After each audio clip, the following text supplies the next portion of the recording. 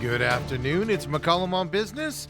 I'm Stephen McCollum, and for the next 30 minutes or so, I'm going to get you updated on what's happening around the business world after the weekend. Of course, we're here on a Monday edition. Hopefully, your weekend was a good one.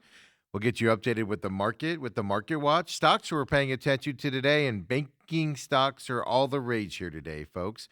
Talk about that here in just a moment. And then, of course, all the local and national stories that you need to know and around your business world and your portfolio and what's happening out there. And, folks, appreciate you joining us here on Monday. We do have a programming change coming for you this week. We're here to live at 11 o'clock, like always, here on Monday, Wednesday, Thursday, and Friday. Tomorrow morning, we're going to try something a little bit different. We're going to do a pre-show here. We're going to do a morning McCollum on Business. We're going to go live here at Robat TV at 7 a.m. here on Tuesday. Do it before the markets open up or as the markets open up, get you those pre-stories. We're just going to try it out a couple times and just see if it works. We're going to start it tomorrow here, live here at Robat TV at 7 a.m. So not at 11 tomorrow as well. So keep that in mind here. For those of you that watch us, and we appreciate you very much in doing so, just trying some things out. Just bear with us. Of course, if you can't be on at 7 a.m., catch us on demand here at Robat TV as well, the YouTube page.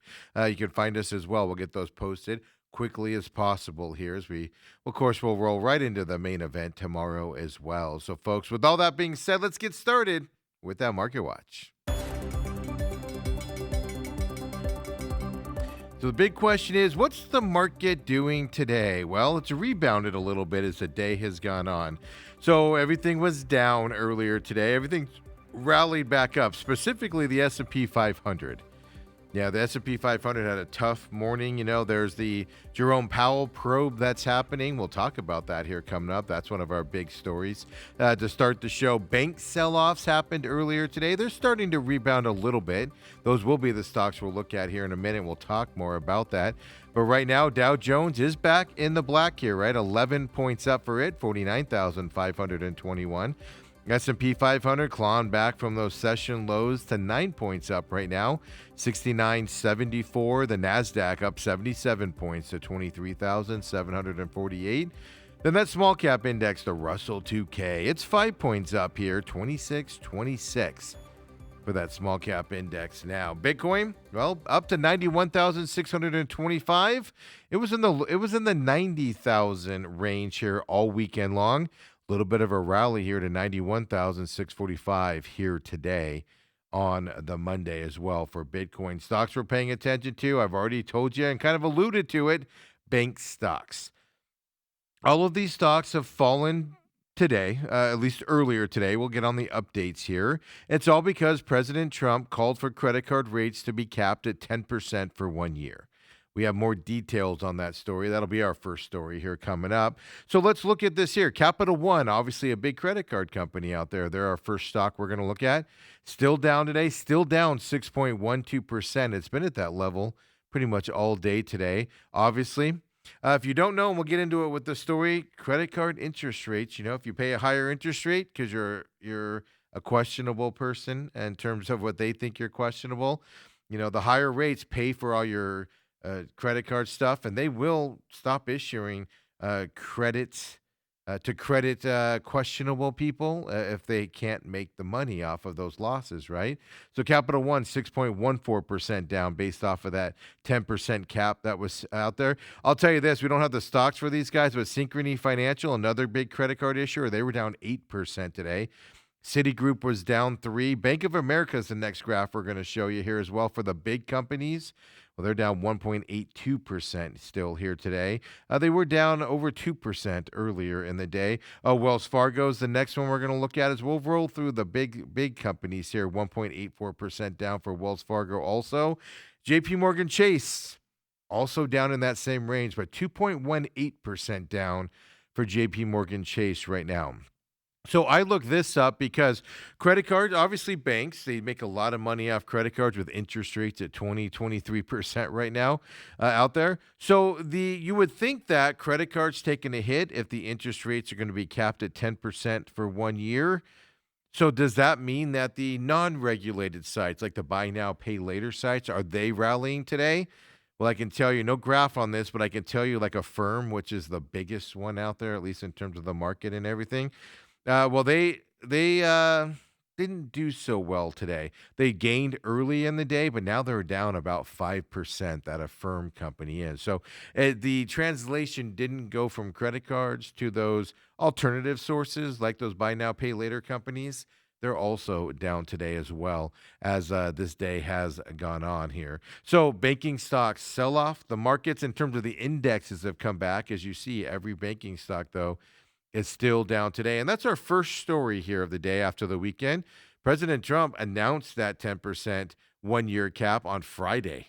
Today's obviously the first day we're seeing the market open with that out there.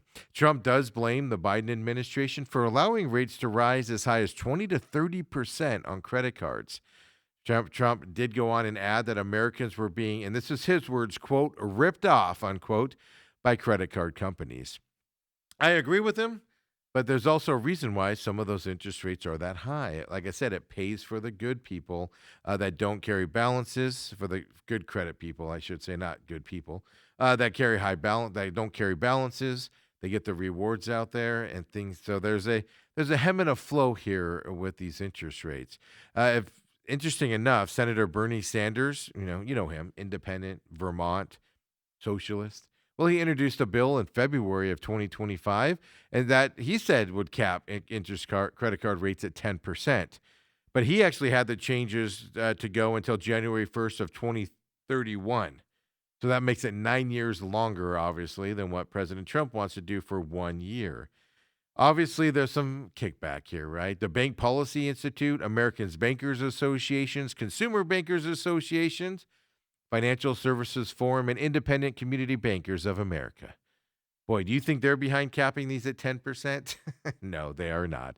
They all issued a joint statement on Friday afternoon after President Trump announced this, saying the president's proposal would be, quote, devastating, unquote, for millions of Americans. And they do have a point here. Because, like I said, credit cards can give questionable credit people credit cards to help them out. It's just those high interest rates, right? If it's capped at 10%, guess what goes away? Those types of credit cards, right? Here's what that letter said, quote, we share the president's goal of helping Americans access more affordable credit. At the same time, evidence shows that a 10% interest rate cap would reduce credit availability and be devastating for millions of American families and even small business owners who rely on the value of their credit cards and the very consumers this proposal intends to help. So basically, what they're telling you is if you're questionable credit risk, well, you're not going to have a credit card anymore. They'll just cancel them all out, is what they are saying. That's kind of the kickback there. The letter went on to say, if enacted, this cap would only drive consumers toward less regulated, more costly alternatives. That's what they mean, like the buy now, pay later. They mean payday loans, etc., and those types of things. So they also went on the letter, said, we look forward to working with the administration to ensure Americans have access to the credit they need. Notice how they didn't talk about lowering interest rates at all. No. They don't want to help you that way. They want to help you in other ways. So interesting thing announced. It sounds like a great idea, right? You could send them down.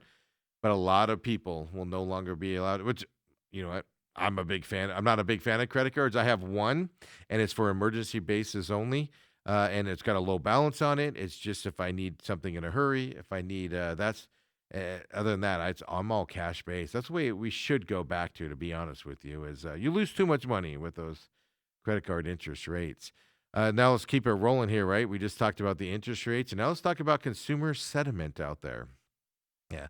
The Michigan consumer study came out, and it's a well-watched report out there. And consumer sentiment actually did go a little bit higher in early January, which was a little bit of a shock because there's obviously lingering concerns in the marketplace about inflation, but more importantly, that weak labor market, right? We're in this low fire, low hire economy right now. Now, like I said, this is all from the latest release of the University of Michigan's Survey of Consumers. Michigan's Consumer Sentiment Index rose to 54 in January. And what it means by that? Well, it was a final reading of 52.9 in December. So what is that? 1.1 tick up here. That was larger increase than what was expected by the people that follow this stuff. And the people that follow it expected the January figure would come in at 53.5. January's reading of 54 was significantly below the 71.7 reading that happened just a year ago, back in January of 2025. So there's been a big drop off, right? The report found that year ahead inflation expectations, they're steady at 4.2% to start January. That is the lowest reading since January of 2025. But again, well above that month's 3.3% inflation expectations. That's 1.2% inflation expectation increase in the last year. Consumers' long-run inflation expectations, they did rise slightly, went from 3.2% in December to 3.4% this month. By comparison, readings ranged between 2.8 and 3.2% in 2024, and they were below 2.8% way back when, before the pandemic in 2019 and 2020. So we're getting some better. People are thinking the market's not as bad as it was, is basically what this is telling us here. Although it is higher than last year in terms of the sentiment, but still well below some other traditional time frames there. So you're not thinking the economy is as bad as you maybe thought it was a month or so ago, is what that story tells us there. And now let's get into that Jerome Powell, because that's driving the stock market up and down, so much so that I'm seeing reports all over the place on these business websites where, with this federal probe that's happening, we'll talk about that in a minute, but we're seeing things where some of the senators out there are saying that no Fed announcements, no Fed people that President Trump can put in to help the Fed or help any of that stuff will be approved at all with what is happening here. And if you don't know, the U.S. Attorney's Office for the District of Columbia, they've officially opened a criminal investigation into the Federal Reserve Chair, Jerome Powell. It's focusing specifically on the renovation of the Fed Washington headquarters that's been going on the last several years. And also, they say it's whether he was as truthful in his congressional testimony about the project. Officials told the New York Times, and the New York Foreign Times, by the way, was the first to report on this, that the probe here and the subpoenas that went out, well, it all centers on whether Powell accurately characterized the scope and costs of the renovation during congressional appearances.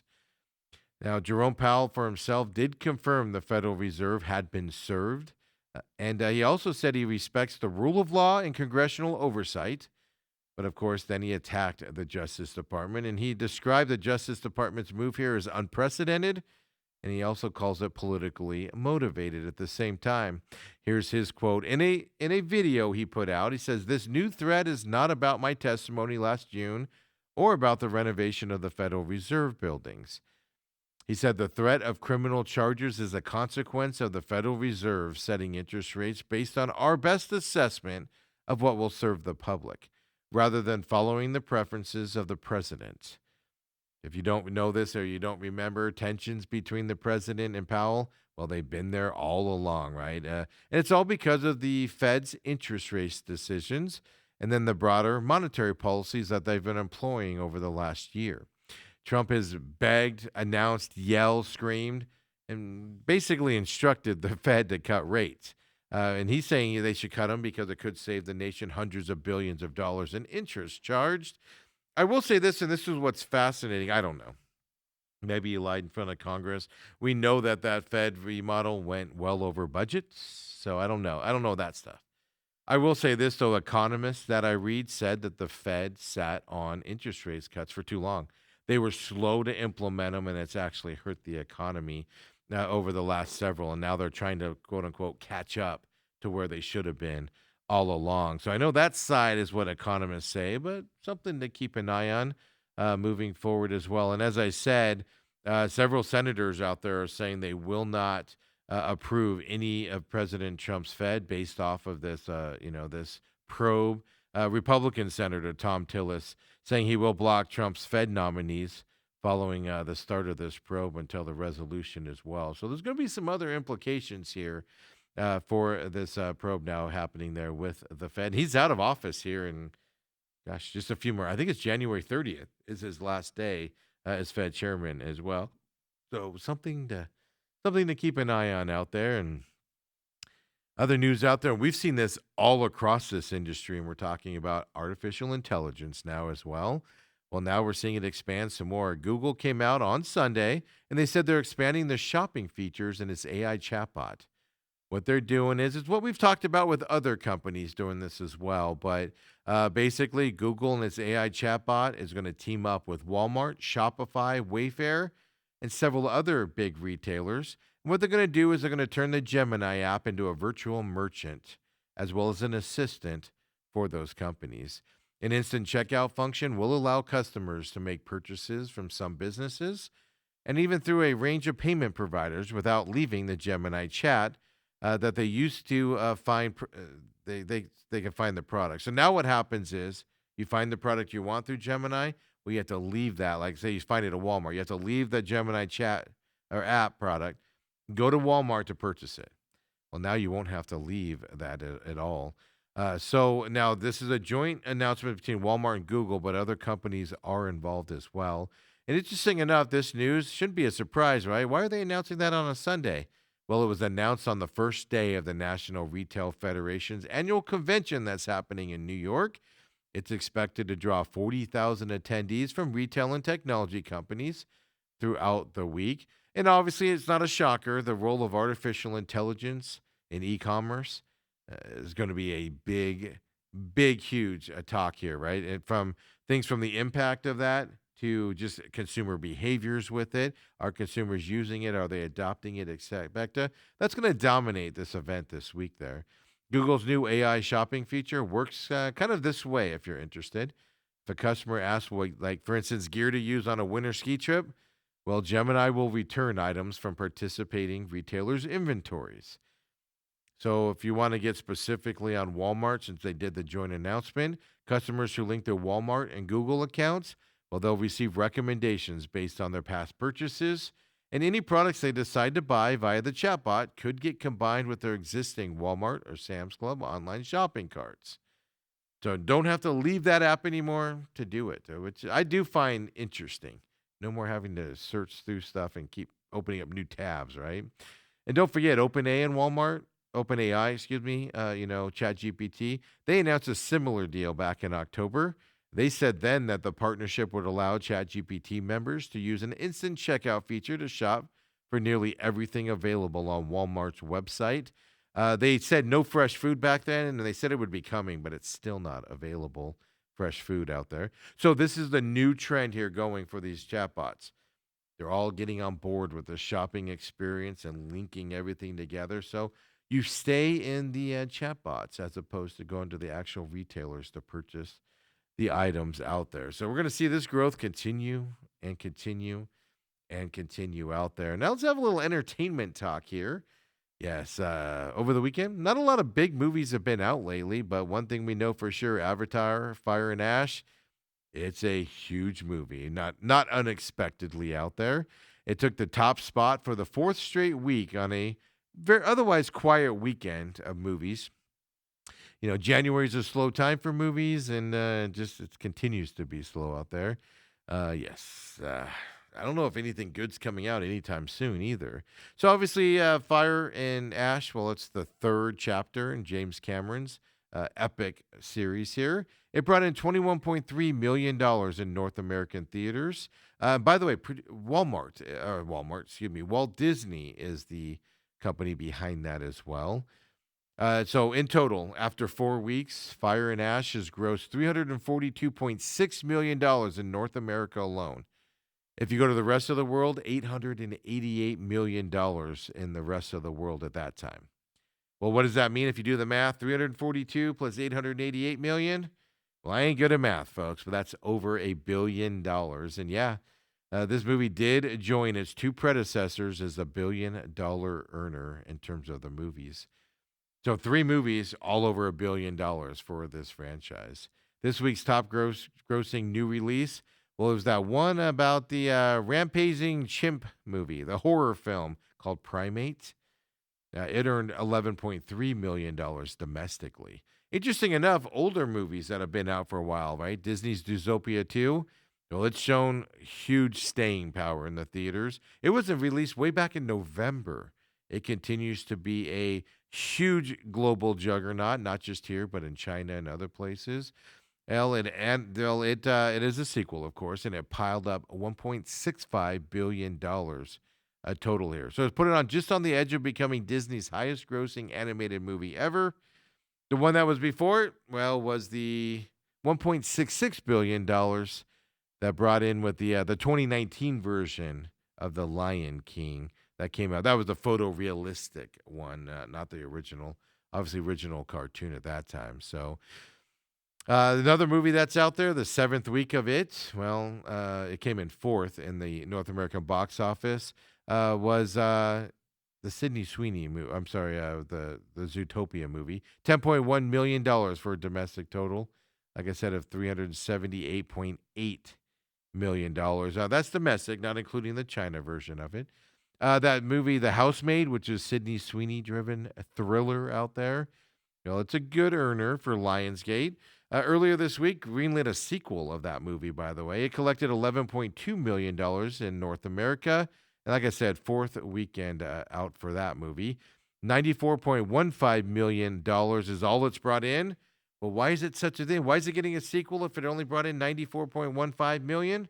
Well, because it cost just about $35 million to make, well exceeding its expectation, a cost there in terms of making it moving forward. So just a little blockbuster update for you as football season's coming to an end, right? We got one Monday Night Football game tonight. Next weekend, you have Saturday and Sunday playoff games, but two on each days, and then the championship game for college on Monday. So you might want to get caught up on some movies. So I thought I'd bring you the entertainment side of things. And when we come back here at McCollum on Business, we keep it rolling here as well on this Monday. We're going to look at Duolingo stock, Walmart. We just talked about them, right? And then we're going to talk about Sun Country Airlines and a big merger in the airline industry for some discount retailers out there. And then we're going to talk some local stories that you need to know. We know Salad and Goes are going away in Texas and Oklahoma. Does that mean some things for a local company that used to be owners of Salad and Go and found them? Does that mean some changes are coming? Possibly. We got that story for you, folks. Come on back. McCollum on Business, Monday edition.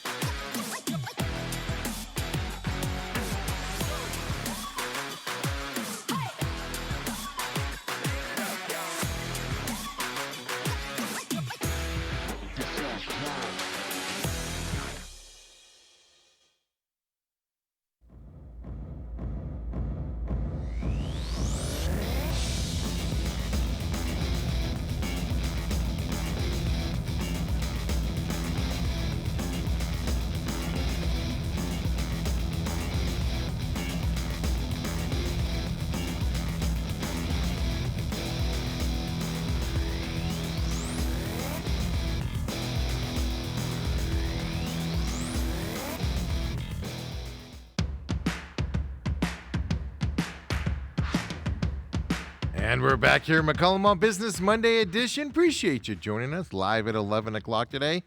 Don't forget a little bit of a change this week. We're here at 11, Monday, Wednesday, Thursday, Friday this week. We're going to try something a little bit different. Tomorrow morning, Tuesday, we're going to be live here at Robot TV at 7 a.m. tomorrow. Do a pre-workday business show for you out there. We're just going to try it out, see if we like the format, probably do it a few times at least. See if we like it. And we have some ideas that we're trying to flesh out here. We got to do some testing. So we're going to do that tomorrow. So join us live at 7 a.m. before the main event. And if you miss it live, on demand here at Robot TV and on the YouTube page that we for our production company out there as well. And don't forget the main event in the can for today, recapping football over the weekend. Suns, of course, some breaking Major League Baseball story today with Alex Bregman. Catch that. It's on demand now at Robat TV, the YouTube page, and free podcast systems out there. Google, Spotify, Apple, iHeart, all there for you out there. Of course, tomorrow, Bruce Cooper. Tuesday, Bruce Cooper joins us here on the main event as well. Local legend, Bruce Cooper, 34 years of sports coverage here in the Valley. Man's a wealth of knowledge, and we're excited to have him come in tomorrow as well. And then, as soon as we get done here, we got the pit stop. We're getting up to gear that ready to go. Racing season starts in early February for NASCAR, March 1st for IndyCar. And then, of course, we'll get into the other series out there, but getting ready for that. Today, later on today, NASCAR is announcing their playoff format for this year. They're changing it up a little bit. Of course, follow me at the Pit Stop Talk, and we'll have the updates on that throughout the afternoon, as I'll be watching that live. I think it's 1:30 our time here in Arizona. I'll be watching that announcement and, of course, commenting on that out there. And then we'll get ready to get that show up and rolling. It's a weekly show, 2 times a week show. We look at racing for the weekend, look ahead as well, give you our thoughts and opinions. So make note here to join us on the Pit Stop and follow us at the Pit Stop Talk. It's live. It's on demand at Robat TV. It is, of course, on the YouTube page of our production page, and then free podcasts as well for that. Just search at the Pit Stop Talk.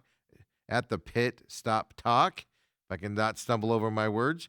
Google, Spotify, Apple, etc. on there for you. And you just saw the ad for the Real Matrix as well. The Angry Patriot wants you to come into that show with an open mind. Well, we took all the shows down. Robat TV, they're all up there for you. Introduction show is what we're calling it. John Holmberg from KUPD, The Morning Sickness, came in for that show. That is up there for you as well. If you notice on the YouTube page, only that shows up. We're going to bring back the original first 12 that were posted as well and get those posted this week. But the Real Matrix is out there, 12 episodes for you. And also on your favorite Spotify, Google, Apple, Spotify, iHeart, your favorite podcast system. Just search the Real Matrix and that'll pop up for you as well. And then, of course, on the YouTube page and then Robat TV here. The Angry Fan, new episode coming on Fridays now. We moved it from Wednesdays to Fridays to get all the editing done and get it ready for you guys. So Friday mornings, that'll be out moving forward here as well. Share it with your friends. Tell them what we got out here for you. Don't forget, if you want to do a show or you have a show idea like the Angry Fan has, well, we're here for you. We can get you set up for that and work with you as well out there. We do have other people that come in and record here that we take care of them on that stuff. We can do that for you. Podcast system, video work. We do have about 4 or 5 other companies that come in and do their recordings here and everything. They produce it themselves. We just record it for them and everything. We can do that for you as well. Just have to reach out to me and we'll get you all set up on that. And enough of that news there. Let's find out what the market's doing with the Market Watch. The bank sell-off earlier today, the word of the Fed probe out there. We talked about both of those in the first segment of the show. Well, the market as a whole has come back. Bank stocks are still down, as you saw last segment. The Dow Jones, it's in the positive now. Right before showtime, it was still in the red. It's 13 points up right now for the Dow Jones. The S&P, big sell-off earlier with those bank stocks. Well, it's clawed its way back as well to 10 points up right now. Nasdaq's up 96 points as we talk. It was at 77 earlier in the show. So Nasdaq continues to keep growing, right? Last week, there was some concerns about those tech stocks and some sell-offs from those side. Even the Russell 2K is on board with this up day and just barely up, right? 10 points up for that small cap index right now. And then there's Bitcoin. Trading back in the 91,511 level right now. Over the weekend, it was down in the 90,000 level. So a big uptick here today to 91,522 is what it's moved to right now. First stock we're going to look at in this segment, Duolingo out there. The language education app. My daughter plays with this a lot as she's been learning some languages on it and things to that effect. It's a nice, easy working app out there. Well, it's down big today, 6.95%. And I always tell you guys, man, how good would you feel if you quit a job and the stock tanks? Yes. Their CFO stepped down effective February 23rd. Duolingo also said their fourth quarter daily active users did grow by about 30% year over year. That is more than what the estimates were expecting out there. But obviously, the big news: CFO stepping down, and that's kind of taking the stock here today for Duolingo, the language education app. If I knew a foreign language, I'd say something disastrous in another language, but I don't. So I'll just go, whoops. Hey, Walmart, we're going to look at as well as our next stop. Walmart shares, well, they gained about 3% to an all time intraday high today. We don't have that graph for you here, as that's a new one that we threw in there for you. Also, the reason why it's up, well, NASDAQ said the Walmart will be added to the NASDAQ 100 index later this month. So that could mean Walmart is more demand, after joining that Nasdaq 100 index, and that index itself, the Nasdaq 100. Well, it's tracked by the Invesco QQQ Trust ETF, which is a very popular ETF out there as well. So Walmart could get busier trading stocks and everything coming up, and it's up about 3% here today. And sorry about not having the graph, but I wanted to make sure you knew that was coming for that. And then we got Sun Country Airlines is the next one that we are going to look at here today. 9.89% up right now. It was up over 12% earlier today. If you're watching the program right now, you can see the graph is at a gradual down here since it started earlier today. And it's going to be our first story here of this segment as well. But why are they up this 9.89%?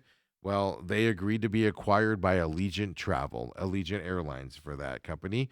$18.89 per share in cash and stock. It's expected to close in the second half of 2026. So basically, at that $18.89 per share, that values Sun Country Airlines there at $1.5 billion, including debt, based off of that amount right now. So keep that in mind. Right now, it's trading at $17.33. And I say keep that in mind because obviously they're doing it at $18.89, right, is what they're buying it for. And that's our first story here of this segment. And Allegiant, as I said, agreed to buy the Sun Country Airlines for that $1.5 billion. It's going to be a cash and stock transaction for more details for you. And basically, this leads to the further consolidation in that U.S. airlines industry. Intensifying competition is leading to this. Expenses are leading to this as well. And especially with these low budget companies, right? They're all trying to get more premium stuff, more income coming up. And that's what's leading to these mergers here. Sun Country shareholders will receive 0.1557 shares of Allegiant common stock and $4.10 in cash at the same time per Sun Country share. They announced all this yesterday, by the way, on Sunday. The offer is about 20% above Sun Country's closing share price on Friday. Now it's up to that $17.33 here today. The combined entity will provide more than 650 routes, including 18 international destinations. Now they travel to Mexico, Canada, the Caribbean, and even Central America. They have some stops as well. It'll also bring together Allegiant's presence in small, mid-sized market sizes with Sun Country's larger cities that they fly into. No overlap. Well, I shouldn't say no overlap.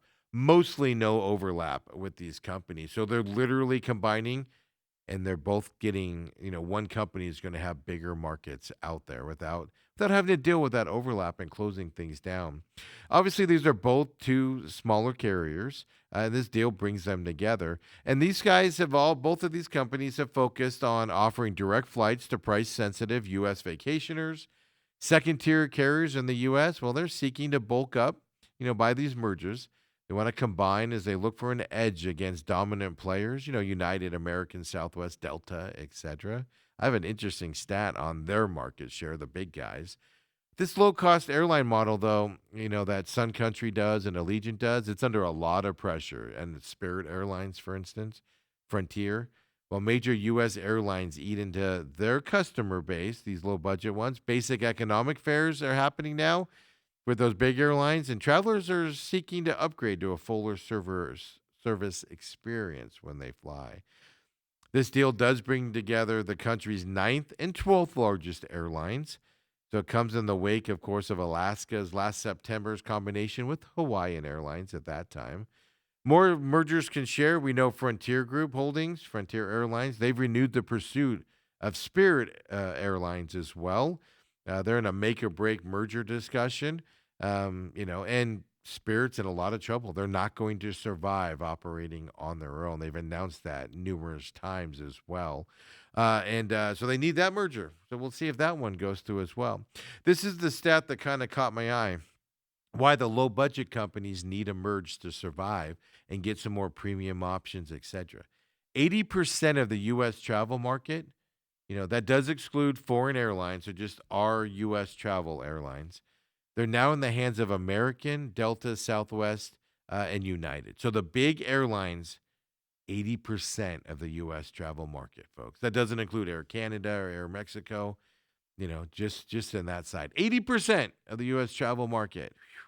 That's a dominating number there for those guys. Now let's bring it back and talk a little bit more. I know Allegiant over there in Mesa Gateway Airport, so it is a local story, but we're 3 months away from Country Thunder starting here. And if you go out there, what I'll say to you here is support the vendors that are out there at Country Thunder. It's all parties and games and drinking and having fun. But don't forget the vendors that are out there. And why? Well, some local businesses are having tough decisions this year, and if they are going to go back out there, big increase in the price for vendors to go to Country Thunder. So they say an increase in these vendor fees is forcing them to reconsider their participation out there at Country Thunder for that, what was that, 4-day weekend? So according to Country Thunder, 2026 vendor applications, rates have risen to $9 per square foot for standard locations, $15 per square foot for prime or even corner spots out there. Previously, we've been told through other people that have been out there, $6 per square foot was the going rate instead of that 9 as well. So my point being, I saw one person in a K-Jazz story, I think it was. K-Jazz was one that talked about this. I saw one person said their vendor booth goes from $2,500 to like $3,200. Doesn't sound like a lot, but employees aren't driving back and forth or having to stay out there. So expenses go through the roof. So my whole point of that story is support the vendors that do go out there, folks. They can use your help and everything. And you're stuck out there. They're stuck out there. Have some fun as well. And well, we go from vendors at Country Thunder. That's, like I said, about 3 months away and everything. Now let's talk about specifically retail places in Phoenix. If you have shopping carts, you have less than a week to confirm efforts to keep shopping carts on your business sites out there. You could get a $500 minimum fine if your shopping carts can get off your property, folks. Thursday's deadline, this Thursday is when it is. It basically comes from a new Phoenix ordinance tied to the city's shopping cart retrieval program. It lets residents report abandoned carts. So like if you're in an apartment complex and a cart's there, resident can call it in. City returns it to the grocery store or wherever the cart is from as well. They do charge a per cart fee for returns right now. But now the fines are going to get a little bit bigger in terms of the fines and everything. So stores with carts have to share detailed information with city officials as part of a yearly certification within the city of Phoenix. And by the way, Phoenix isn't the only city that does this. Peoria, I know, is one of them. And there's another one in the West Valley that does this as well. Phoenix's model is following their model coming up on Thursday. So stores have to either use locking wheel systems or launch a management plan that keep carts from leaving their property and ensure quick retrieval if they do leave and go elsewhere out there. And I know, and I know an area of Phoenix, it's not a bad area, but I know people that live close to a grocery store. And I see it all the time where they just take their groceries and they just take the whole cart over to the apartment complex and then they just leave the carts over there, right? That's going to have to stop here coming up for these grocery stores and chains. So that's coming up on Thursday as well. So if you start noticing, I know Costco's got some of this. When you walk off the property, the wheels just lock up on you. I know a couple of Costco's here in town do it. I don't know if they all do. But yeah, I've seen that around as well. And interesting thing here, and this is interesting. One, because if this stuff is happening, it's absolutely terrible. But then two, it's interesting because these companies that we're about to talk about always say that we're not responsible for it. It's the driver that's responsible for it, not us as a company. We're talking specifically about Uber here, but all the ride sharing companies kind of fault the blame on the drivers and push everything towards them. But this week, Uber is going to face trial here in Phoenix. We're going to be the setting here for a lawsuit brought by a woman who says she was sexually assaulted by a driver that she booked, obviously, through the Uber app. The trial will be the first test of Uber's efforts to shield itself from liability for alleged assaults that are committed by its drivers. Thousands of cases are pending in U.S. federal court against only, that's just Uber alone. I know Lyft has a bunch as well. So this lawsuit's from Oklahoma resident out there. She sued Uber in 2023, 1 month after her alleged assault happened here in Arizona. She said Uber was aware of a wave of sexual assaults committed by its drivers, but they had failed to take basic actions to improve the safety of its riders. Such assertions, well, they've been around for a long time against Uber and Lyft and these guys, the company DoorDash and stuff like that. They've always been there and kind of held the company back out there. You know, lots of headlines, congressional scrutiny on safety and those things. But interesting enough, Uber, if you do a quick Google search on them, they're facing more than 3,000 lawsuits over similar claims of this lawsuit here in Phoenix. Now, they've all been consolidated in federal court as well. So the verdict in this specific lawsuit, and this lawsuit is considered a bellwether, a test case for the litigation is what they call it. It could be used to determine the value of the lawsuits for any potential settlement or resolution of the cases, of those 3,000 cases kind of combobulated together as well. The outcome of this litigation could weigh on Uber's balance sheet. And like I said, it's going to affect the other rideshare companies out there as well. And it could complicate its relationship with regulators, even investors who have closely tracked its safety record moving forward. Uber, of course, argues that it should not be held liable for criminal conduct by drivers who use its platform. Uber says that the background checks and disclosures about assaults are sufficient on their angle of things. The company maintains that its drivers are independent contractors rather than employees. But regardless of their classification, it cannot be responsible for actions that fall outside the scope of what could reasonably be considered their duties while they drive you around. So this is a big lawsuit. It's happening here in Phoenix coming up. This is a big lawsuit. It's going to have monumental repercussions either way that it falls here coming up. So something we'll keep an eye on here at McCollum on Business as well. And folks, be safe in these Ubers as well. She had had a lot to drink. Was going back to her hotel. She was in town visiting a boyfriend, going back to the hotel. It's not an excuse or anything. I'm not saying that. I'm just saying be aware of your surroundings and careful out there, regardless of who is picking you up, whether they're sanctioned by Uber, Lyft, or anybody out there as well. And we'll wrap up today with just a follow-up for you guys, right? Remember Salad and Go? They're closing their Oklahoma and Texas locations. They're moving their corporate office back here to Arizona as well. They're owned by a private equity firm. And I always say, man, avoid companies that private equity firms own them. They're just out there for the money, and they don't care who they rip off. They don't care what they do. But let's go back a little bit, right? Let's go to the original owners of Salad and Go. Well, one of their names is Tony Christophilus. He founded Salad and Go in the early 2010s timeframe. He said he wasn't surprised by the company's announcement last week to exit Texas and Oklahoma.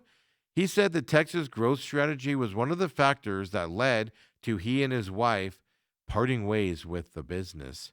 They sold their shares of Salad and Go to a private equity firm called Volt Investment Holdings, and they went ahead and forward with fast tracking the business in Texas there.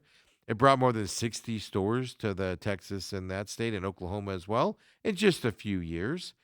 Salad and Go's current CEO, if you remember, we told you about this on Friday. He said that the company grew too fast, and he told the Business Journal last week that the plan is to close all those Texas stores and refocus the brand in Arizona including moving its headquarters here. They're going to keep their Vegas ones open, and they even said there's probably going to expand over into the California side of things. The original owner, Christophilus, well, he claimed that by growing so fast, the quality of Salad and Go's food suffered, both from a freshness and even a healthiness perspective. He did say that they will eat there every few months, and he said he hasn't been impressed with the salads in a long time. There's a regular Salad and Go customer who had recommended to friends in Texas to try the food. Said this week that many of those friends he reported that he told to go there, they reported a bad experience in Texas as well. So once they left Salad and Go, they're the ones that started Angie's Lobster in 2021. So that's the relationship there between these. That's why they look similar and things to that effect. Angie's Lobster is a restaurant company that operates similar to Salad and Go. If you haven't been there, drive-through, small menu, low prices, but high quality ingredients. Their lobster roll is amazing at Angie's Lobster. Now they have burgers and other things there as well, and everything. So he went on to start also Angie's Food Concepts. That's a multi-concept quick service restaurant company. It's in growth mode with 18 stores here in Arizona, a location in Las Vegas, and another in Texas right now. Interesting enough, Angie's Lobster isn't afraid to go into Texas. They're going in with a strategy, though, right?